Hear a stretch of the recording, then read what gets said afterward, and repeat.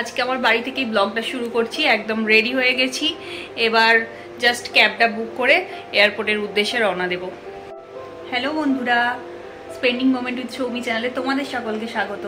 আজকে আমরা চললাম কাশ্মীরের উদ্দেশ্যে। বলো, তুমি এক্সাইটেড? ভীষণ এক্সাইটেড।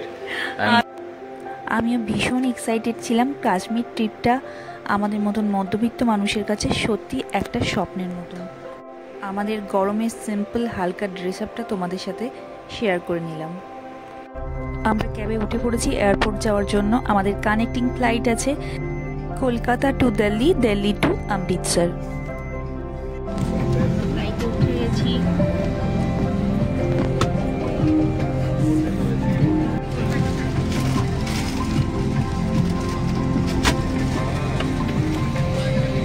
এখন আমরা কলকাতা থেকে দিল্লি যাব। দিল্লিতে আমাদের 2 আওয়ার মতন ওয়েটিং আছে, দেন তারপর আবার দিল্লি টু অমৃতসর।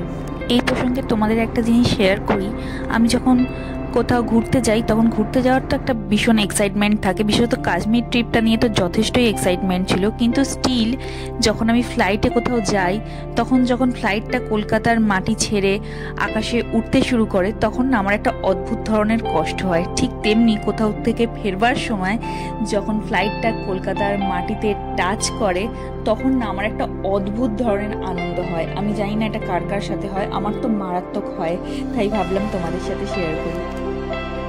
দেখো, আমরা একদম দিল্লি এয়ারপোর্টের নিয়ার বাই এসে গেছি। ওপর থেকে দিল্লিটা কেমন দেখতে লাগছে, এটাকেই বলে বার্ডস আই ভিউ। আর এই দেখো, আমরা দিল্লিতে ল্যান্ড করে গেলাম।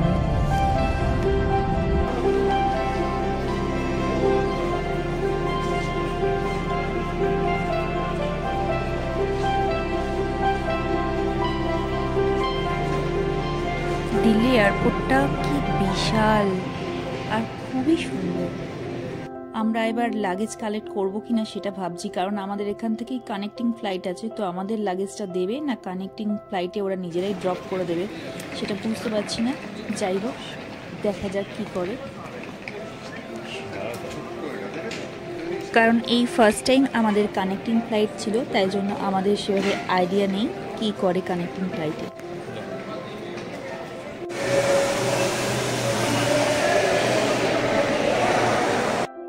কিভাবে ভ্যাকিউম ক্লিন করছে দেখেছো? একটা গাড়ির মধ্যে বসে এভাবে মাঝে মাঝে ক্লিন করে যাচ্ছে এসে এসে।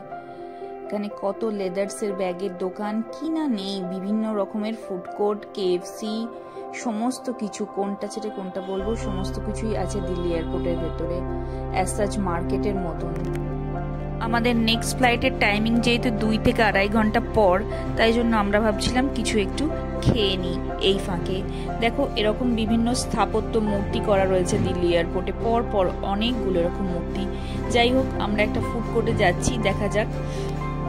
আমাদের ইন্ডিগোর ফ্লাইট ছিল কলকাতা টু দিল্লি আসার সময়। আমাদের কিন্তু ফ্লাইটে চিকেন জংলি স্যান্ডউইচ আর কম্পালসারি ড্রিঙ্কস হিসাবে কফি দিয়েছিল, আর আমার হাজব্যান্ডকে দিয়েছিল চিকেন জংলি স্যান্ডউইচ আর কম্পালসারি ড্রিঙ্কস হিসাবে কোল্ড ড্রিঙ্কস। তো পেট আমাদের কিন্তু যথেষ্টই ভর্তি ছিল। স্টিল আমরা যেহেতু ওয়েট করতে হবে সেই জন্য ফুড কোর্টে গিয়েছিলাম, কিন্তু ফুড কোর্টে এতটাই হাই প্রাইস, সেই জন্য আমরা কিছু টাচ করিনি, বড্ড ওভার প্রাইস লাগছিল আমাদের।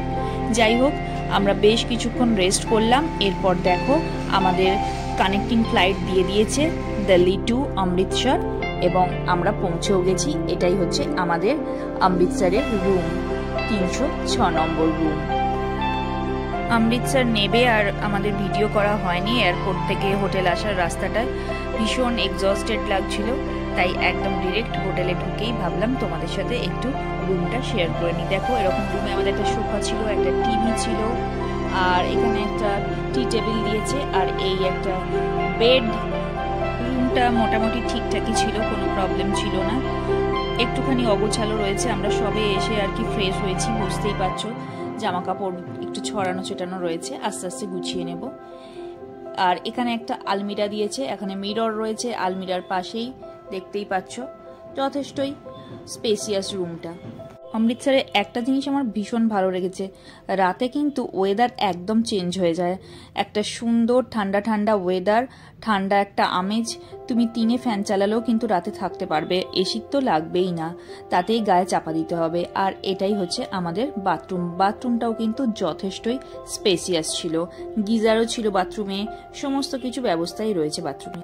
হোটেল MA ইন্টারন্যাশনাল, এই হোটেলেই আমরা কিন্তু অমৃতসরে স্টে করছি। এটারই রুম তোমাদের সাথে কাল রাতে শেয়ার করেছিলাম। এখন সকালবেলা আমরা অমৃতসরের সাইট সিন দেখতে যাব, তাই ভাবলাম হোটেলটা তোমাদের সাথে একটু শেয়ার করি। আমরা কিন্তু এই পুরো ট্রিপটা নিজেরা অর্গানাইজ করিনি, ভারত যাত্রা ট্যুর অ্যান্ড ট্রাভেলস কোম্পানির সঙ্গে আমরা এসেছি। সেই কোম্পানির এক দাদা উজ্জ্বল মণ্ডল, ওনার সাথেই আমরা কিন্তু এই ট্রিপটায় এসছি। এটা আমার দাদাই ঠিক করেছিল, আমার দাদা বৌদি, আমি, আমার হাজব্যান্ড আর বাকি আরও 26 জন মতন, টোটাল 30 জন মতন আমাদের টিমে ছিল। সবাই ট্রেনে এসছে আর আমরা শুধু ফ্লাইটে এসছি। যেহেতু ট্রিপ প্ল্যানের এন্ডের দিকে আমরা জয়েন করেছি, তাই ট্রেনের টিকিট সেভাবে অ্যাভেলেবেল ছিল না, তাই জন্য বাধ্য হয়ে আমাদের ফ্লাইটেই আসতে হয়েছে। আমি আমার ভিডিওর স্ক্রিনে সেই দাদার ফোন নাম্বার এবং নাম, ট্রাভেল কোম্পানির নাম, সমস্ত ডিটেল দিয়ে দেবো এবং ডেসক্রিপশন বক্সেও দিয়ে দেবো। তোমরা যদি কেউ যাও তাহলে চেক আউট করে নিতে পারো। পার হেড 20,000 টাকা করে এই ট্রিপের জন্য আমাদের থেকে নেওয়া হয়েছে। আর আমরা যেহেতু ট্রেনে যাতায়াত করে নিই, তাই ট্রেনের টাকাটা আমাদের মাইনাস করে দেওয়া হয়েছিল। আরও অনেক সুন্দর সুন্দর ভিডিও আসবে, অবশ্যই তোমরা চ্যানেলে চোখ রাখো। তখন আমি এই ট্যুর ট্রাভেল কোম্পানি সম্পর্কে আরও ডিটেলে বলবো এবং সমস্ত সুবিধা নিয়েও কথা বলবো। যাই হোক, এখন দেখে বুঝতেই পারছো আমরা পরের দিন সকালবেলা হোটেল থেকে বেরিয়ে পড়েছি, পাঞ্জাবের রাস্তায় হাঁটছি। কিছুটা আমরা টোটো করে আমাদের হোটেল থেকে এলাম একটা জায়গায় যেখানে পাঞ্জাবের মিউজিয়ামটা আছে। লেফট সাইডের এই বড় বিল্ডিংটাই পার্টিশন মিউজিয়াম, এটার পাশ দিয়েই আমরা যাচ্ছি। এখন first visiting spot Jallianwala Bagh. Visiting স্পটগুলোর খুব একটা ডিস্টেন্স নেই, তাই জন্য আমরা হেঁটে হেঁটেই যাচ্ছি। নিয়ার বাই 3টে ভিজিটিং স্পট। এই স্ট্যাচুটা, ওই যে ঘোড়া স্ট্যাচু থেকে ডান দিকে যেতে বলেছে, ওই জয়টা, ওই যে গুরু গোবিন্দ সিং।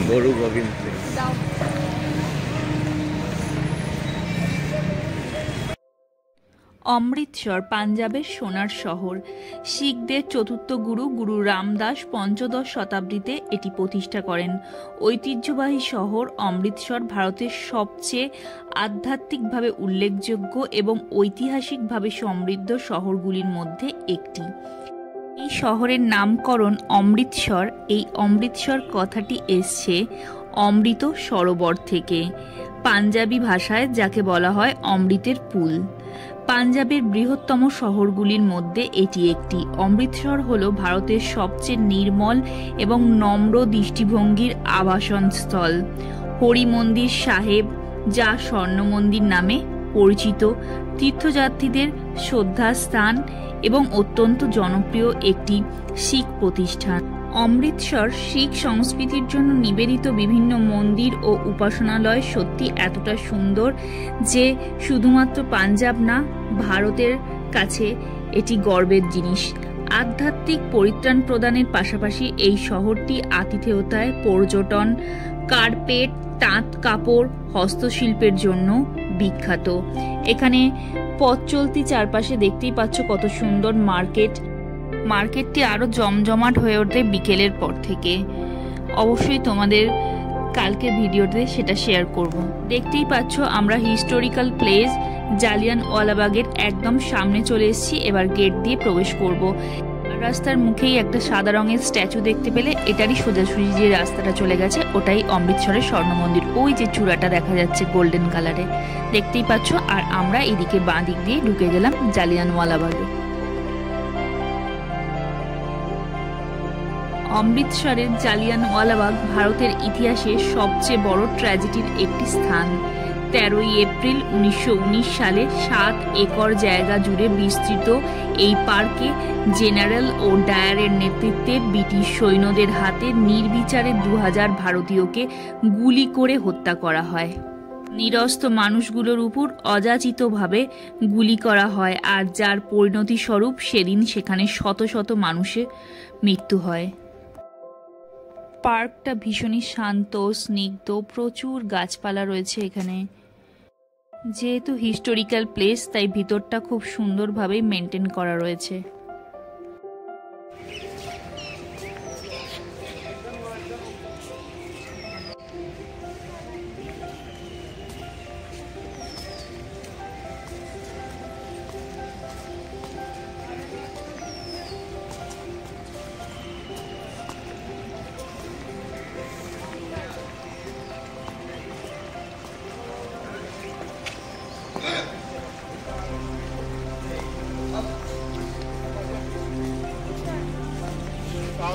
এটা দিয়ে ঢুকতে হবে, এটা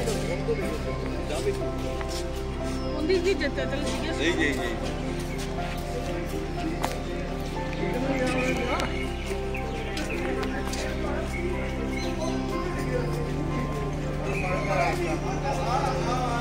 এখানে যাও।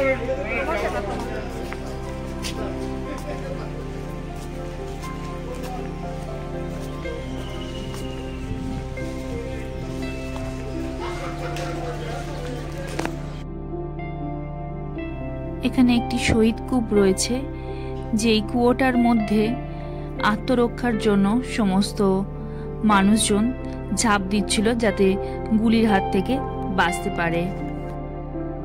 এবং দেয়ালেও অসংখ্য বুলেটের ছিদ্র সংরক্ষিত রয়েছে।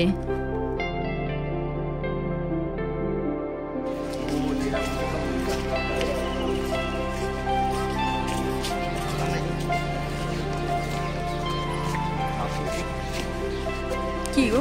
এই কুয়োটার মধ্যে ছাপ দিয়েছিল যখন সব গুলি চালাচ্ছিল অনেক কথারই আত্মরক্ষার জন্য। কুয়াটাকে এরকম করে কাঁচ দিয়ে ঘিরে দিয়ে, মানে হিস্টোরিক্যাল না।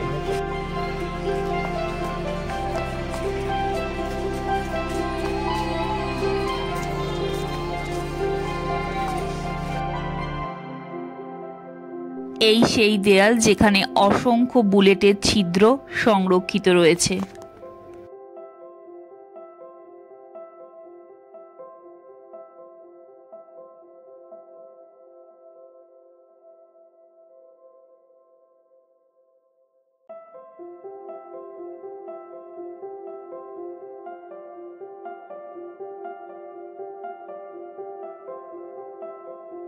অ্যাকচুয়ালি মেরেছে তাহলে এইখানে এসে। এই জায়গাটায় এলে না সত্যি সত্যি গায়ে কাঁটা দেবে যে কিভাবে টর্চার করা হয়েছে তখন মানুষকে। আমরাও পুরো জায়গাটা ঘুরে ঘুরে পরিদর্শন করছি, সেই সঙ্গে চেষ্টা করছি ভিডিওর মাধ্যমে তোমাদের সামনেও তুলে ধরতে। নতুন করে জায়গাটা নিয়ে বলার মতন কিছু নেই। না না, শালুক ফুল এটা।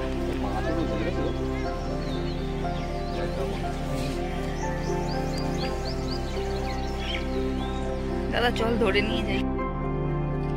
এই জলাশয়টায় প্রচুর শালুক ফুল দেখতেই পাচ্ছ, আর তার সঙ্গে রয়েছে প্রচুর প্রচুর ল্যাটা মাছ, পুরো ভর্তি ল্যাটা মাছ। জায়গাটা বেশ অনেকটা বড়, পুরোটা ঘুরে দেখতে ভালোভাবে হাফ অ্যান আওয়ার থেকে 45 মিনিট মতন টাইম লাগবে।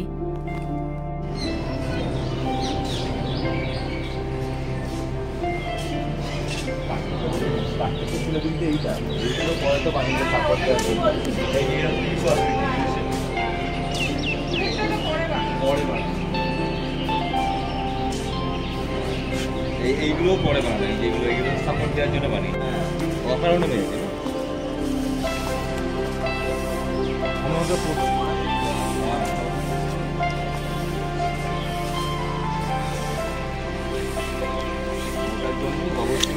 এগুলো কি ইয়ে? আমাদের জালিয়ানওয়ালাবাগ ঘোরা কমপ্লিট। এবার আমরা একটু ব্রেকফাস্ট করব। অনেকক্ষণ সকাল সকাল বেরোনো হয়েছিল, খিদেও পেয়ে গেছে, তাই বৌদি আর আমার বর দুজনে মিলেই বাড়ি থেকে দেখে এসেছিল এখানে কি কি খাবার ফেমাস, কোথায় সেই দোকান। সেই মতন আমরা এগিয়ে চলছি একটা কুলচার দোকানের দিকে, সেখানে মশালা কুলচা আর লস্যি খাবো বলে। গোল্ডেন টেম্পল তো এইদিকে ওই তো।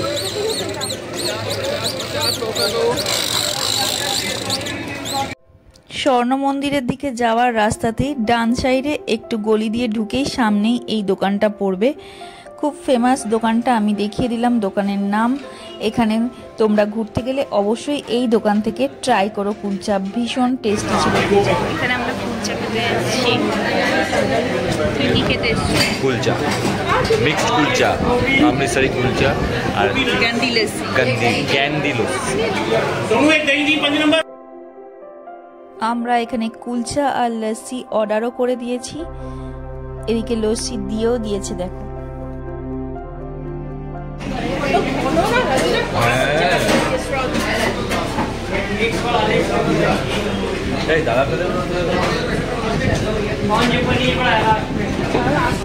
কুলচা আর লস্যি খেয়ে আমরা চলে এলাম জলেবিওয়ালাতে।